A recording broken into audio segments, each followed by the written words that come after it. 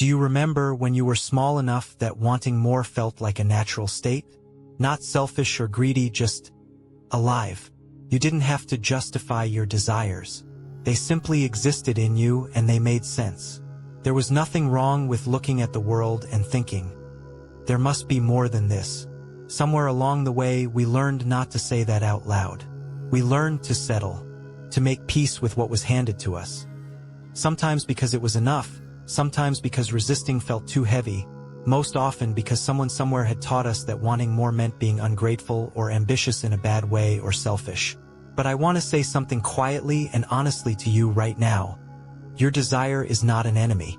You're longing for something deeper, larger, truer. That is one of the holiest things about you. It's not proof that something is wrong with what you have. It's evidence that something in you has been waiting. Let me ask you a question I don't think we're often brave enough to ask ourselves. What if wanting more isn't a flaw? What if it's your compass? Not greed, but guidance. Not discontent, but direction. Desire is one of the most honest teachers we have, and yet we've trained ourselves to ignore its voice. We tell ourselves stories about why we should stay put. It could be worse. At least I'm safe. Other people worked harder for what they got. We hold onto these like life preservers, and we call them wisdom. But sometimes safety is just a polite word for stagnation.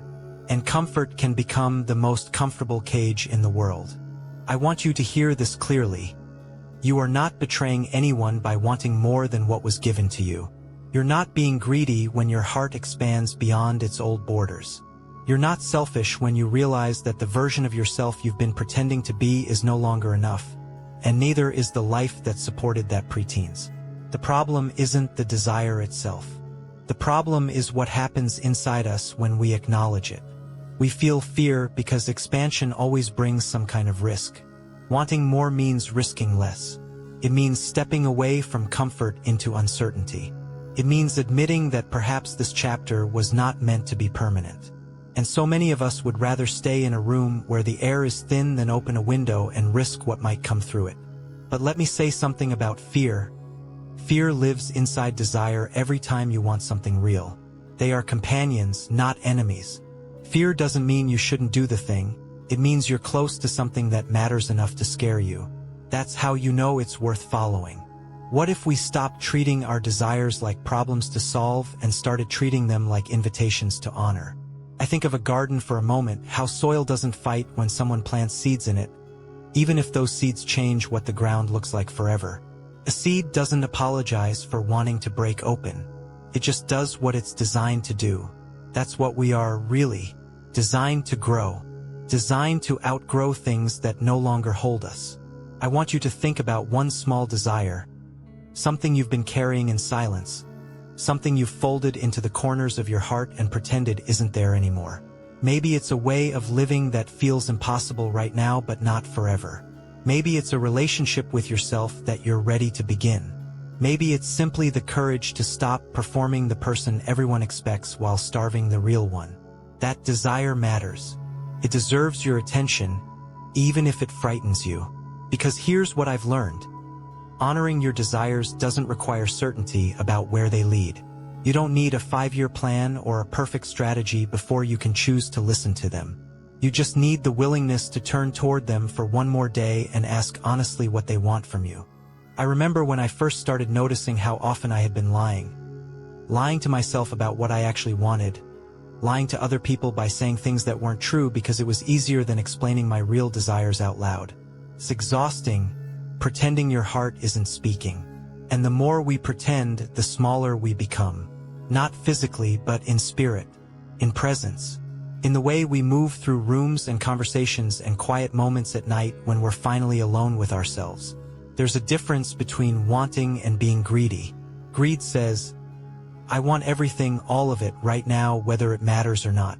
Wanting says, this particular thing has been calling me, and if I follow where it leads, I'll discover who I'm actually becoming. Greed is rooted in lack. Desire is rooted in aliveness. One shrinks you down. The other opens something up that's been closed for a very long time. So let's talk about what honoring your expanding desires looks like. Not as some grand gesture but as daily practice. The kind of thing you can actually begin tomorrow morning when no one is watching and nothing has changed yet except the way you're listening to yourself. First, stop pretending everything is fine when it isn't. That lie we tell ourselves out loud and inward, the "I'm okay," that's really a sigh trying not to cry, serves no one. Not even you. You deserve better than performing contentment while starving for truth. Say what you actually want, even if your voice shakes, even if the words feel clumsy or unfamiliar on your tongue. Your honesty is worth more than anyone else's comfort with how things currently are. Second, start small. You don't have to abandon everything at once. Sometimes the bravest thing you can do is tiny. A conversation you've been avoiding. A boundary you're finally setting. Saying yes to something that calls to your actual heart instead of settling for what just fits your schedule. Small steps are still steps, and they accumulate in ways that surprise us later when we look back at where we started. Third, let go of comparison. The moment someone else has it together or seems further along is not the moment you should abandon your own path. Their life is a mirror for your longing, not a ruler measuring your worth. When you see someone living something that makes your chest ache with recognition, that's not jealousy. That's information. It's telling you what matters to you. Listen carefully and translate it back into your own direction. Fourth, build a life around what you want instead of surviving on autopilot in the life you inherited. The people you surround yourself with, the work you do most of your waking hours, the way you spend your weekends, these are not accidents. They're choices, whether conscious or unconscious. And if they don't honor who you actually are, that's okay to acknowledge. You can change them. Slowly, deliberately, one honest decision at a time. Fifth, forgive yourself for how long it took you to want what you actually want. So many of us carry shame about our own desires because we were taught they were inappropriate. Wanting more money when others have less, wanting freedom when duty called, wanting love when independence was the virtue. But desire is not a moral failure. It's human, and the longer you've carried it in silence, the more compassion you owe yourself for having survived long enough to hear it again. I want to ask you something that might feel uncomfortable. If everything stayed exactly as it is right now, the people around you, the work you're doing, the way you spend your days, what would that look like 5 years from now? 10 years? Are you willing to sign up for that version of yourself without question? I'm not asking this to frighten you. I'm asking it because somewhere beneath your answer is probably a truth so honest and real that you've been circling around it for months or even years, too afraid to name it out loud because naming things makes them feel permanent. But desire is never truly permanent. It's alive. It breathes. It changes as you change. And sometimes the bravest thing you can do with it is simply keep listening, even when silence feels safer than speaking. Let me tell you about something I've noticed over time.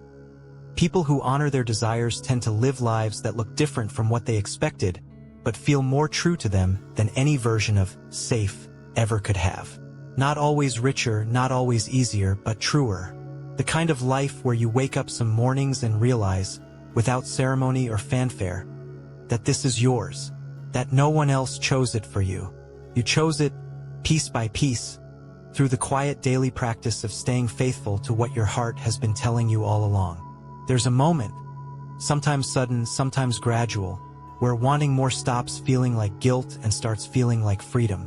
The weight that's been pressing on your chest lifts slightly because you finally stopped fighting yourself about it. You're not ashamed anymore for having desires that don't match what life handed you initially. You're just grateful they exist at all, because desire is proof that something in you has refused to be fully buried by routine and expectation. And this is important. Your expanding desires are not a sign of ingratitude toward what's been given to you. They're an expansion, a widening, like how the ocean doesn't resent being a lake before becoming vast. It simply grows into more than it was, without losing its nature, only deepening it. Wanting more doesn't mean you didn't appreciate what came first. It means you've outgrown the container and are ready for something that fits your actual capacity now. I want to say this with as much gentleness as I can. You don't owe anyone a life smaller than the one your heart is asking from you.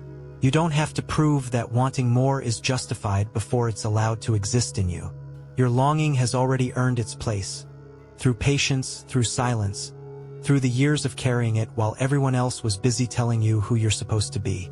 Sometimes I think about what happens when we finally stop arguing with ourselves about whether our desires are valid. There's a moment that arrives, not dramatic or cinematic but quiet and real, where everything shifts, not externally necessarily but internally. The tension between wanting and pretending dissolves. You can breathe differently because you've stopped holding your breath around yourself. And from there, the way forward reveals itself not as some grand plan laid out before you but as a series of small choices that are all just variations on one theme. Listening to what you actually want instead of what you were told to want. There's courage in wanting more than what was given to you. Not arrogance, courage. The kind that doesn't shout or perform itself but simply persists, day after day, through fear and doubt and the occasional voice from outside telling you to be grateful for less. That voice may have loved you once, still might love you, but it's not always speaking truth about who you're becoming. Your desire knows you better than anyone else ever has, and sooner or later, honoring that knowledge is what changes everything. So I'll leave you with this, whatever you've been carrying quietly in your heart, the thing you keep folding into the corners because admitting it out loud feels like too much risk. Let yourself honor it. Not someday when conditions are perfect but today, right now, while circumstances remain imperfect and real and alive. Because that desire isn't trying to hurt you or betray what's been given to you. It's reaching towards something true that's waiting for you beyond the version of life you've inherited so far. And maybe it's just a matter of turning toward it, slowly, honestly, without apology, and beginning to walk in its direction one small faithful step at a time. There is more than what was given to you. There always has been. And honoring that truth isn't selfish or greedy. It's perhaps the most honest thing your life can ever ask of you.